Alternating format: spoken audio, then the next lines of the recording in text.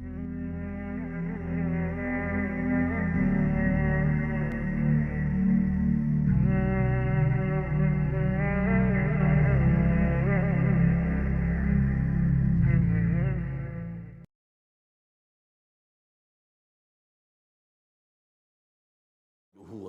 على رسوله الكريم اما بعد فقد قال الله تبارك وتعالى كما ورد في سورة آل عمران اعوذ باللہ من الشیطان الرجیم بسم اللہ الرحمن الرحیم ان اول بیت وضع للناس للذی ببکۃ مبارکا وہدی للعالمین فیہ آیات بینات مقام ابراہیم ومن دخلہ کان آمنا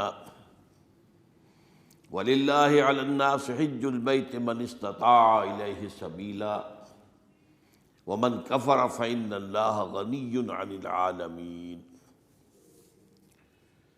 وقال عز وجل كما ورد في سورة الحج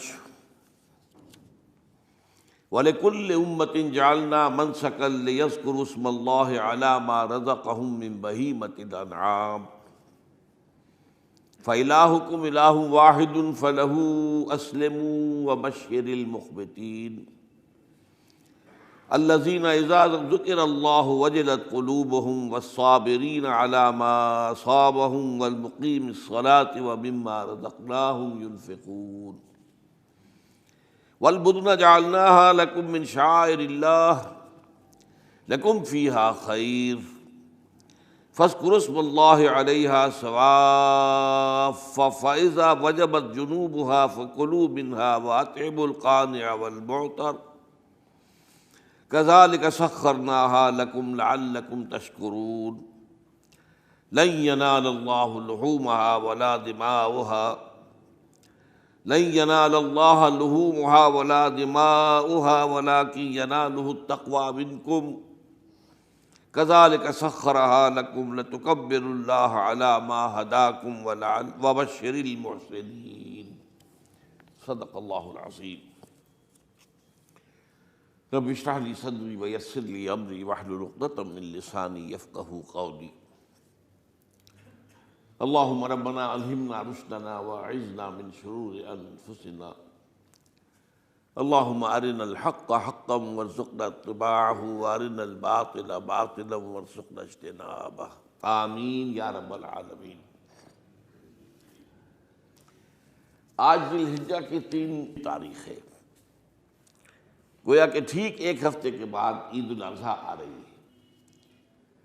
دیکھیے اسلام میں جو 4 عبادات فرض کی گئی ہیں، جو 4 ارکان ہیں، ایک رکن تو ہے جس کا تعلق ہے عقیدے سے، کلمہ شہادت، اور 4 ارکان وہ ہیں جن کا تعلق عبادات سے، نماز، روزہ، حج اور زکوٰۃ۔ ان میں ایک عجیب قسم کی تقسیم ہے، مثلاً ایک 2 جمع 2 کی تقسیم بنتی ہے۔ 2 عبادات ان میں سے وہ ہیں جو ہر مسلمان پر فرض ہے، امیر ہو غریب ہو، مرد ہو عورت ہو، ہر ایک پر فرض ہے، نماز اور روزہ، یہ دونوں چیزیں ہر ایک پر فرض ہیں۔ لیکن 2 وہ ہیں کہ جو صرف صاحب استطاعت لوگوں پر فرض ہیں، وہ عام نہیں ہیں۔ جو صاحب نصاب ہیں ان پر زکوٰۃ ہے، جو صاحب استطاعت ہیں، حج کرنے کی استطاعت رکھتے ہیں، ان پر حج ہے۔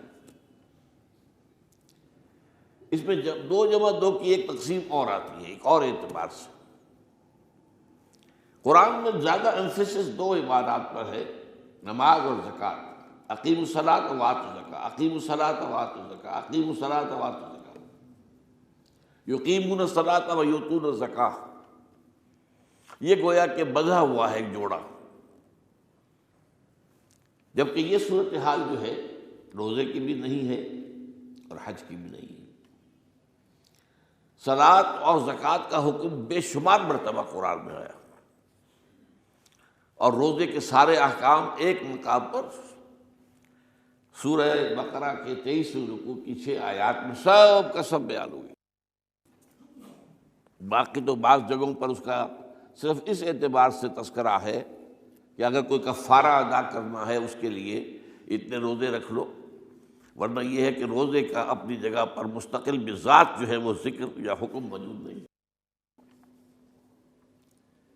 اس اعتبار سے غور کیجئے، حج کا معاملہ بھی یہی ہے۔ وہ ایک تو یہ کہ سورہ آل عمران میں اس کی فرضیت کا ذکر آیا، وہ میں نے آیات آپ کو پڑھ کر سنائی ہیں، 2 آیات، ان پر ابھی گفتگو کریں گے۔ سورہ بقرہ کے 24ویں اور کچھ 25ویں رکوع میں کچھ اس کے مناسک بیان ہوئے، سورہ حج کے 4تھے رکوع میں اس کے مناسک بیان ہوئے، بس باقی پورے قرآن میں تو اس کا ذکر نہیں ہے۔ تو اس اعتبار سے فرق ہو گیا 2 جمع 2 کا۔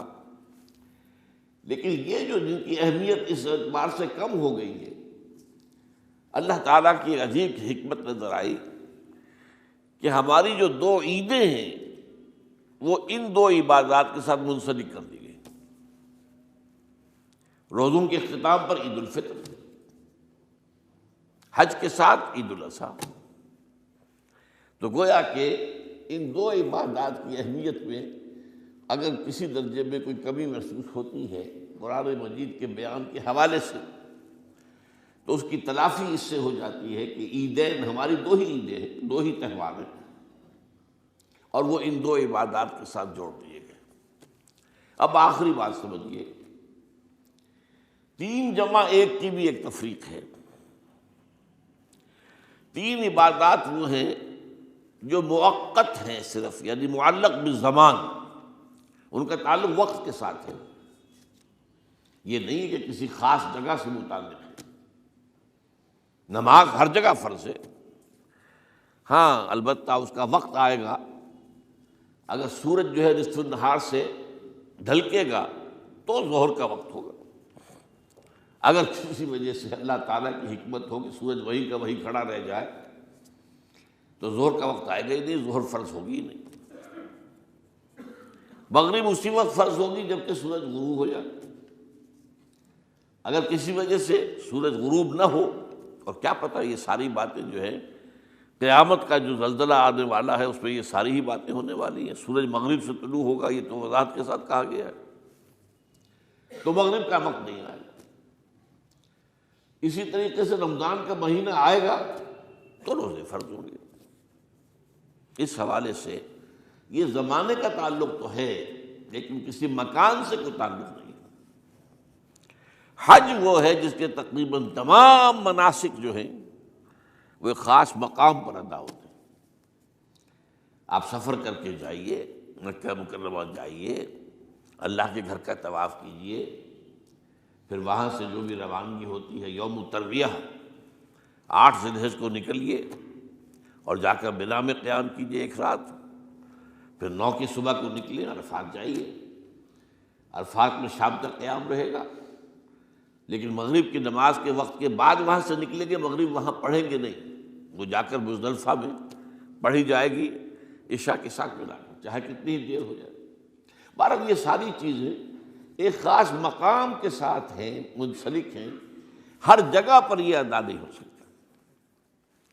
اب اس میں دیکھیے حکمت نظر آ رہی ہے، چونکہ حج جو ہے ایک خاص جگہ پر ایک خاص مقام سے وابستہ ہے، اس کے ساتھ جو عید الاضحیٰ وابستہ کی گئی ہے، یہ گویا کہ حج ہی کے ایک رکن کو پھیلا دیا گیا ہے۔ قربانی جو مناسک حج میں بڑی اہمیت کی حامل ہے، اسے عام کر دیا گیا۔ تم مدینے مکے تو نہیں پہنچ سکے ہو لیکن یہاں پر قربانی کے اندر تو شریک ہو جاؤ۔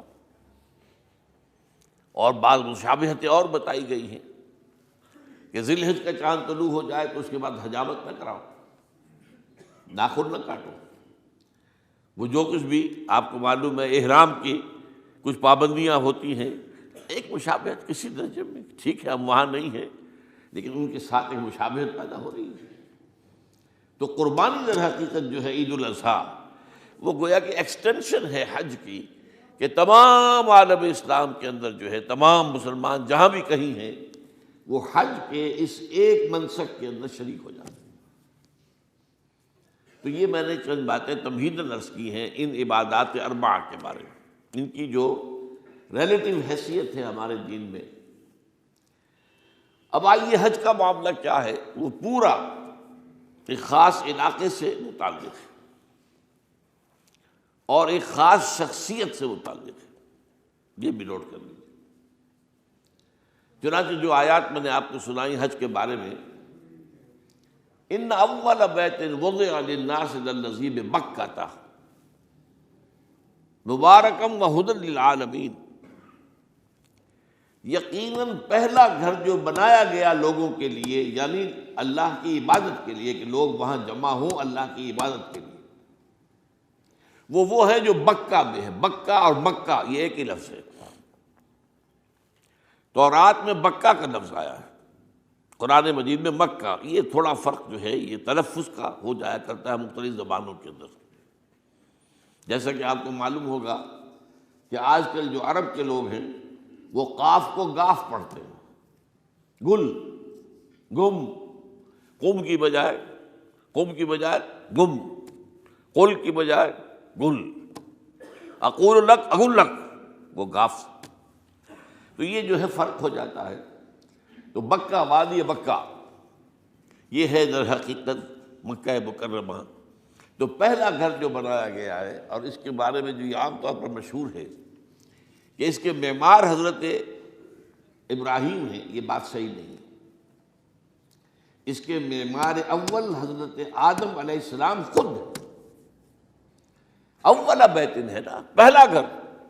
تو کیا یہ ممکن ہے کہ آدم سے لے کر ابراہیم تک کوئی گھر اللہ کی عبادت کے لیے بنا ہی نہ ہو؟ تو ناممکنات میں سے اولا بیت میں خود دلیل موجود ہے۔ حضرت آدم علیہ السلام نے اس کی تعمیر کی۔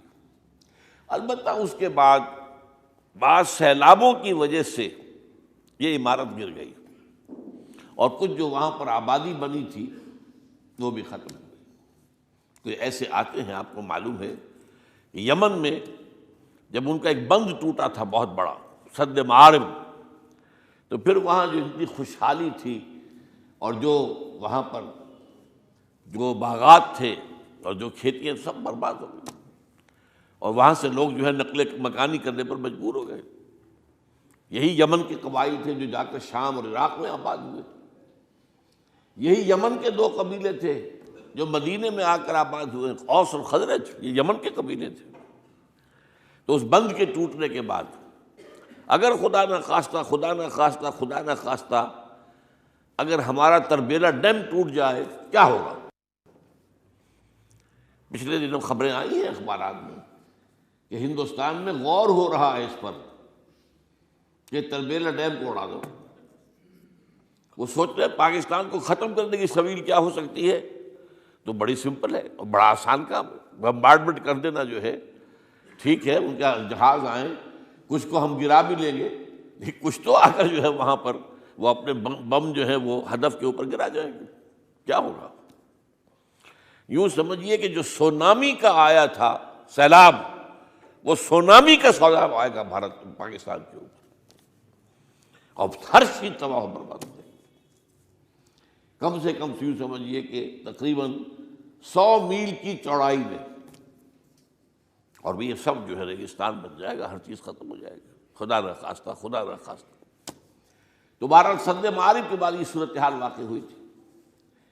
تو اس کے بعد سے یہ جو ہے یہ اللہ کا گھر یہ جو ہے گرا ہوا تھا۔ اس کی کوئی اب صرف یہ کہ قواعد رہ گئے تھے۔ قواعد کہتے ہیں جو بنیادیں ہوتی ہیں، وہ پھر اللہ تعالیٰ نے حضرت ابراہیم کو بتائیں کہ یہ ہیں وہ بنیادیں جن پر کہ وہ گھر ہوتا تھا۔ وَإِذْ يَرْفَعُ إِبْرَاهِيمُ الْقَوَاعِدَ مِنَ الْبَيْتِ وَإِسْمَاعِيلُ، ان بنیادوں پر حضرت ابراہیم اور اسماعیل نے مل کر دو معماران حرم نے یہ عمارت جو ہے دوبارہ تعمیر کی ہے۔ تو گویا کہ حضرت ابراہیم علیہ السلام معمار دوم ہے، معمار اول اس کا جو ہے وہ خود حضرت آدم علیہ السلام۔ فیہ آیات بینات مقام ابراہیم، مقام ابراہیم ہے۔ جو بھی وہاں گئے ہیں انہوں نے دیکھا ہے کہ ایک پتھر تھا جس پر کھڑے ہو کر حضرت ابراہیم علیہ السلام تعمیر کر رہے تھے۔ اب آج تو آپ کو معلوم اسکیفولڈنگ لگ جاتی ہے، بانس لگ گئے، یا آج کل تو جو ہے پائپس جو ہے لوہے کے اس سے لگا کر تو جیسے جیسے عمارت اٹھتی جا رہی ہے اسی طریقے سے اس کے ساتھ جو ہے وہ چل رہے ہیں اور ان کے اوپر کھڑے ہو کر تعمیر ہو رہی ہے، تو اس وقت کچھ نہیں تھا۔ تو ایک پتھر ایسا تھا کہ جو خود بخود اٹھتا تھا پھر اللہ تعالیٰ کے اٹھانے سے، یا یوں کہیے کہ ملائکہ کے اٹھانے سے، اور اسی پر حضرت ابراہیم کھڑے ہو کر وہ پتھروں کے اوپر پتھر رکھتے جا رہے تھے، اور اس کی وجہ سے اس پتھر کے اوپر کتنی دیر کھڑے رہنا ہوا ہوگا حضرت ابراہیم علیہ السلام کا کہ اس پر ان کے پاؤں کے نشان بن گئے۔ وہ ہے مقام ابراہیم، جو آپ نے دیکھا ہوگا کہ وہاں ایک بہت خوبصورت قسم کا ایک پنجرا سا بنا ہوا ہے، اور اس کے اندر وہ مقام ابراہیم ہے۔ اور جب بھی طواف کرتے ہیں تو طواف کے بعد 2 رکعتیں جو ہے وہ پڑھی جاتی ہیں ابراہیم، مقام ابراہیم کے پیچھے، جتنا بھی قریب تر ہو کر پڑھا جا سکے، لیکن بہرحال رخ ادھر ہے۔ تو فی آیات بینات مقام ابراہیم ومن دخلہ کان آمنا۔ تو ایک تو یہ کہ وہ نشانیاں ہیں، وہ اللہ تعالیٰ جن لوگوں کی کہ دل کی آنکھ کھلی ہو، روحانی آنکھیں کھلی ہو، ان کو دکھاتا ہے، اور ایک وہ ہے کہ جو ہماری ان سامنے کی ظاہری آنکھوں کو بھی نظر آتی ہے۔ یہ نوٹ کر لیجئے کہ یہ مقام امن کا گہوارہ رہا ہے۔ عرب میں لوٹ مار، قتل غارت، قتل کے بدلے میں قتل، پھر قتل کے جواب میں قتل چلتا تھا، لیکن اس وقت بدترین دور میں بھی عربوں کا معاملہ یہ تھا کہ کوئی شخص فرض کیجئے کہ وہ کئی مہینے سے اپنے باپ کے قاتل کو ڈھونڈ رہا ہے تاکہ قصاص لے سکے، بدلہ لے سکے، اسے قتل کر سکے، اسے کہیں نظر نہیں آ رہا، اچانک حرم میں نظر آ جاتا ہے، وہاں وہ نقصان نہیں پہنچائے گا اسے۔ یہ امن کا گھر ہے، اللہ تعالیٰ نے اسے امن کی جگہ بنایا ہے، بلد الامین کہا گیا ہے اس کو، امن والا شہر۔ تو یہ جو ہے یہ تو آج تک بھی اس کی جو برکت ہے وہ نظر آتی ہے۔ وَمَن دَخَلَهُ كَانَ آمِنًا وَلِلَّهِ عَلَى النَّاسِ حِجُّ الْبَيْتِ مَنِ اسْتَطَاعَ إِلَيْهِ سَبِيلًا، اور اللہ کا حق ہے اپنے بندوں پر کہ وہ حج کریں اس کے اس گھر کا، جو کوئی بھی استطاعت رکھتا ہو سفر کی۔ اگر زاد راہ ہے، خرچہ ہے، جانے آنے کے اخراجات مہیا ہیں، اور یہ کہ آپ پیچھے جن کو چھوڑ کر جا رہے ہیں ان کے لیے بھی اتنے وقت کا جو ہے وہ انتظام ہے کھانے پینے کا، گزارے کا، نان نفقے کا، تو آپ پر حج فرض ہو گئے۔ اب اگر اس فرضیت کے بعد کوئی شخص تاخیر کرتا ہے تو وہ بڑے گناہ کے اندر مبتلا ہے۔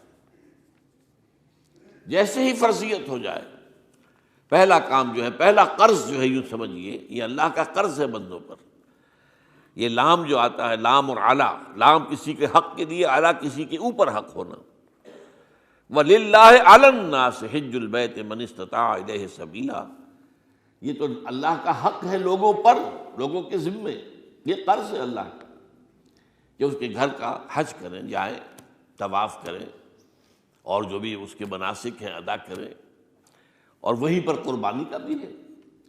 لِيَشْهَدُوا مَنَافِعَ لَهُمْ وَيَذْكُرُوا اسْمَ اللَّهِ فِي أَيَّامٍ مَّعْلُومَاتٍ عَلَىٰ مَا رَزَقَهُم مِّن بَهِيمَةِ الْأَنْعَامِ فَكُلُوا مِنْهَا وَأَطْعِمُوا الْبَائِسَ الْفَقِيرَ، اسی کے اندر جو ہے مناسک کے اندر قربانی بھی ہے۔ افریقہ میں آپ کو معلوم ہے، شمالی افریقہ میں زیادہ تر لوگ جو ہیں جیسے کہ ہندوستان پاکستان میں ویسے ہیں، لیکن آپ جنوب میں چلتے جائیے تو رنگ گہرا ہوتا چلا جائے گا، انتہائی سیاہ رنگ وہ بھی ہے، سب آ رہے ہیں، شکلیں جدا ہیں، زبانیں جدا ہیں، لیکن سب کے سب جو ہے ایک ہی نغمہ ان کی زبان پر ہے ایک ہی نغمہ، کہیں واضح کہیں مبہم، وہ ایک ہی مذہب، لبیک اللہم لبیک لبیک لا شریک لک لبیک ان الحمد والنعمت لک والملک لا شریک لک۔ اب یہ ترانہ ہے، توحید کا ترانہ ہے، اور گونج رہی ہے اس وقت، آپ اندازہ نہیں کر سکتے کہ وہ پوری سرزمین گونج رہی ہوگی اس ترانے کے ساتھ، کیونکہ تھوڑی تھوڑی دیر کے بعد نئے قافلے داخل ہو رہے ہیں۔ ابھی ایک قافلہ جو ہے اس نے سعی مکمل کی ہے، شامل ہو گیا، بلکہ اس کے دوران ہی ابھی اس کا ختم نہیں ہوا کہ تیسرا قافلہ چلا رہا ہے۔ وہ تو یہاں تو ظاہر بات ہے کہ میں نے چونکہ ایک نقشہ اپنی نگاہوں سے دیکھا ہے مدینہ منورہ سے اور مکہ مکرمہ جاتے ہوئے رات کے وقت، کہ کہیں جو ہے وہ روشنیوں کی وہ قطار ٹوٹتی ہی نہیں تھی، مسلسل معلوم ہوتا ہے کہ سڑک کے اوپر گاڑی ہے، مسلسل، کہیں اس کے اندر وقفہ ہے ہی نہیں۔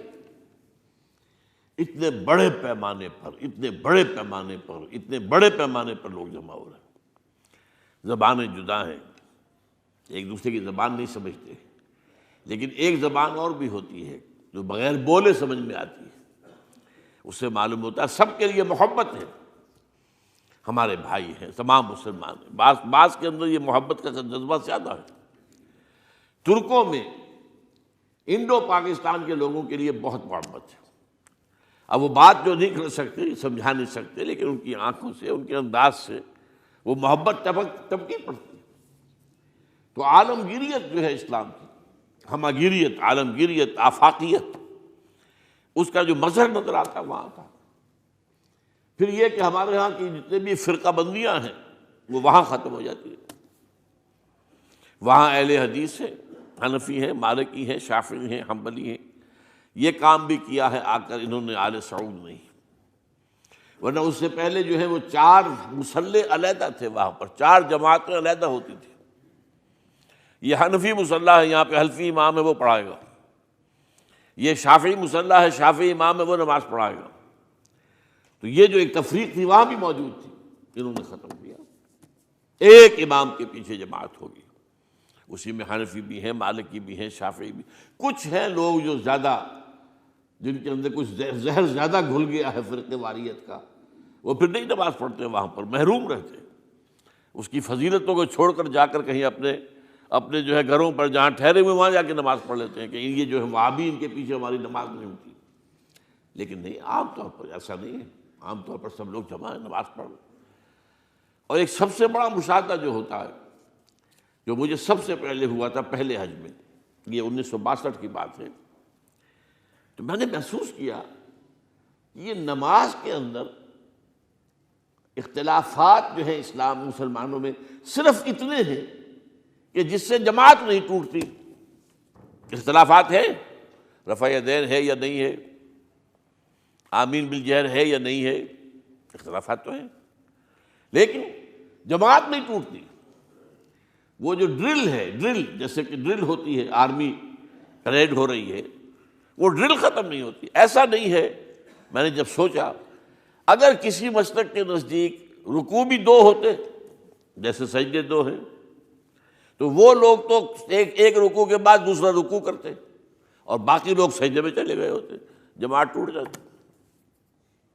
یا اگر کسی کے نزدیک ہر رکعت کے اندر جیسے رکوع ایک ہے، سجدہ بھی ایک ہی ہوتا، تو کچھ لوگ تو ایک سجدہ کر کے کھڑے ہو جاتے ہیں اور دوسرے لوگ جو ہے دوسرا سجدہ کر رہے ہوتے ہیں، جماعت ٹوٹ جاتی ہے۔ تو یہ میں سمجھتا ہوں کہ یہ کس کی حکمت ہے، کس نے یہ طے کیا کہ ٹھیک ہے آپ میں رنگا رنگی بھی ہو، اے ذوق اس چمن کو ہے زیب، اختلاف سے اختلاف بھی ہے، رفع یدین بھی ہو رہا ہے، آمین بالجہر بھی ہو رہا ہے، نہیں بھی ہو رہا ہے، سب کچھ ہے، لیکن وہ اجتماعیت نہیں ٹوٹ رہی۔ یہ وہ یوں سمجھیے کہ یہ زندہ معجزہ ہے اسلام کا کہ 1400 برس بیت گئے ہیں اور کتنے بڑے علاقے میں یہ اسلام پھیلا ہے، اور یہ کہ مختلف مسالک وجود میں آئے، اس میں کوئی شک نہیں ہے۔ حنفی ایک علاقے کے اندر آپ کو ملیں گے صرف شافعی، ہندوستان کا بھی مغربی ساحل کے صرف شافعی ملیں گے آپ کو۔ اس سے آگے آپ جائیے، چونکہ یہ عرب تاجروں کے ذریعے سے ایمان لائے ہیں، یہ لوگ سری لنکا کے لوگ ہیں، انڈونیشیا کے لوگ ہیں، ملیشیا کے لوگ، سب شافعی ہیں۔ ہندوستان میں چونکہ اوپر سے شمال سے آیا ہے اسلام، یہ ترکوں کے ذریعے سے آیا ہے، اور وہ کٹر حنفی تھے، یہاں حنفیت آئی ہے۔ ترک جو ہے کٹر حنفی، یہ ترکی تو تھے جو آئے تھے۔ یہ کون تھا؟ محمود غزنوی کون تھا؟ سبکتگین کون تھا؟ الپتگین کون تھا؟ بختیار کاکی کون تھا؟ قطب الدین بختیار، یہ کون تھے؟ سب ترک۔ اور ترک بھی کون؟ غلامان، خاندان غلامان یاد کیجیے۔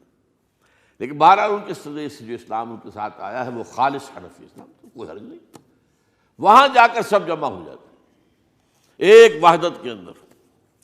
تو یہ چند مشاہدات وہاں کے ہوتے ہیں جو ہماری ظاہری آنکھوں کو بھی نظر آ جاتے ہیں، جس کا کہ قلب کے اوپر بڑا گہرا اثر پڑتا ہے۔ اب میں ایک موضوع لے رہا ہوں، یہ جو قربانی کا مسئلہ ہے، اس کے بارے میں ایک زمانے میں تو بہت منکرین حدیث کی طرف سے اس کے خلاف بڑی جو ہے ایک مہم چلی تھی کہ ختم کیا جائے اس کو، یہ خام خواہ جو ہے خرچ ہوتا ہے بہت بڑا اور ضائع ہوتا ہے گوشت، اتنے بڑے پیمانے پر گوشت ہوتا ہے کھایا نہیں جاتا۔ اچھا ایک زمانے میں فریج بھی نہیں تھے، یہ بھی نہیں کہ آپ محفوظ کر دیں، گوشت ضائع بھی ہو سکتا تھا، اور بھی چیزیں جو ہے وہ گوشت کی وہ صحیح طور سے استعمال نہیں ہوتی تھی۔ تو اس کے اوپر بڑا پروپیگنڈا منکرین حدیث کا رہا کہ یہ جو ہے قربانی صرف حج کے موقع پر ہے۔ میں اس کی نفی کے لیے آج آپ کو بتا رہا ہوں کہ سورہ حج کے اندر جو دو رکوع ہیں، ایک چوتھا ایک پانچواں، چوتھے رکوع میں بھی قربانی کا ذکر ہے، پانچویں میں بھی قربانی کا ذکر ہے۔ یہ ایک دم جو ہے ایک جگہ پر جو دو طرح کی قربانیوں کا ذکر ہو رہا ہے، یہ کیوں ہو رہا ہے؟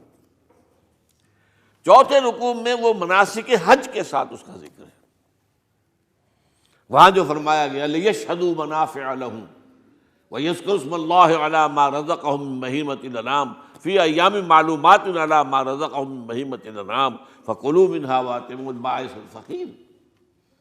وہاں پہ قربانیاں دو، پھر اللہ کا نام لو، ان جانوروں پر جو اللہ نے تمہیں عطا کیے ہیں، ان جو معین دنوں کے اندر دو، فی ایام معلومات، اور پھر اس میں سے خود بھی کھاؤ، اور جو ہے جو جیسے صدقہ کا گوشت ہوتا ہے وہ نہیں ہے، وہ قربانی کا گوشت ہے، اس میں سے آپ خود بھی کھائیں اور غرباء کو کھلائیں، غریبوں کو دیں، مساکین کو دیں۔ تو یہ پورا حکم آ چکا ہے چوتھے رکوع کے اندر۔ پانچواں رکوع پورا کا پورا جو ہے وہ عید الاضحیٰ پر ہے میرے نزدیک۔ یہی حکمت صوم کے بارے میں ہے کہ وہاں جب ایک حکم تکرار کر کے آیا کہ پہلے فرما دیا گیا فَمَنْ كَانَ مِنْكُمْ مَرِيضًا أَوْ عَلَىٰ سَفَرٍ فَعِدَّةٌ مِّنْ أَيَّامٍ أُخَرَ، اگر بیمار ہو کوئی اور یہ یا کہ سفر پر ہو تو وہ تعداد دوسرے دنوں میں پوری کرے۔ پھر کیا وجہ دوبارہ آ رہا ہے؟ شہر رمضان الذی انزل فیہ القرآن ھدی للناس وبینات من الھدی والفرقان فمن شہد منکم الشہر فلیصمہ ومن کان مریضا او علی سفر فعدۃ من ایام اخر۔ کیوں؟ یہ تو ادبی اعتبار سے یہ کلام کا عیب شمار ہوتا ہے، تکرار بلا کسی سبب کے، نہیں سبب کے بغیر نہیں ہے۔ وہاں کیا تھا؟ وہاں ان دو رعایتوں کے ساتھ تیسری بھی شامل تھی کہ اگر صحیح ہو اور مقیم ہو پھر بھی روزہ نہ رکھو تو ایک مسکین کو کھانا کھلا دو۔ یہ رعایت ختم ہوئی ہے رمضان کے روزے کے ساتھ، اب رکھنا پڑے گا روزہ، اور اگر بیمار ہو یا سفر پر ہو تو ٹھیک ہے دوسرے دنوں میں پورا کرو، پورا کرنا لازم ہے اس کو۔ تو یہ چیز جو ہے یہ در حقیقت کسی وجہ سے ہوتی ہے۔ بالکل یہی بات ہے سورہ حج کے چوتھے رکوع کے اندر، وہ جو قربانی ہے حج کے ساتھ اس کا ذکر آ چکا۔ اب سنیے یہ جو آ رہا ہے، فرمایا وَلِكُلِّ أُمَّةٍ جَعَلْنَا مَنْسَكًا، ہر امت پر ہم نے ایک جو ہے قربانی کا معاملہ نازل وہ جو ہے فرض کیا ہے۔ میں نے چونکہ آج شروع میں کہا تھا کہ صوم اور حج میں کچھ مشابہتیں ہیں۔ دیکھیے صوم کا حکم بھی آیا تھا تو کس طور سے آیا تھا؟ یا ایھا الذین آمنوا کتب علیکم الصیام کما کتب علی الذین من قبلکم لعلکم تتقون، اہل ایمان تم پر روزہ رکھنا فرض کیا گیا جیسے کہ فرض کیا گیا تھا ان پر جو تم سے پہلے تھے۔ یہاں پر اسی حوالے سے بات ہو رہی ہے کہ اے مسلمانوں یہ قربانی صرف تم پر فرض نہیں کی جا رہی، یہ تو ہر امت پر، ہر نبی ہر رسول کی امت۔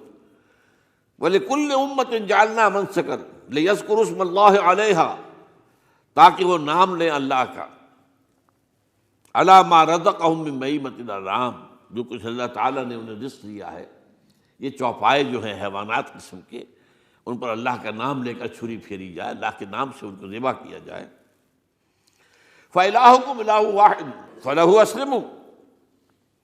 تو یہ جان لو کہ اس قربانی کی اصل روح کیا ہے؟ وہ یہ ہے کہ اللہ تمہارا ایک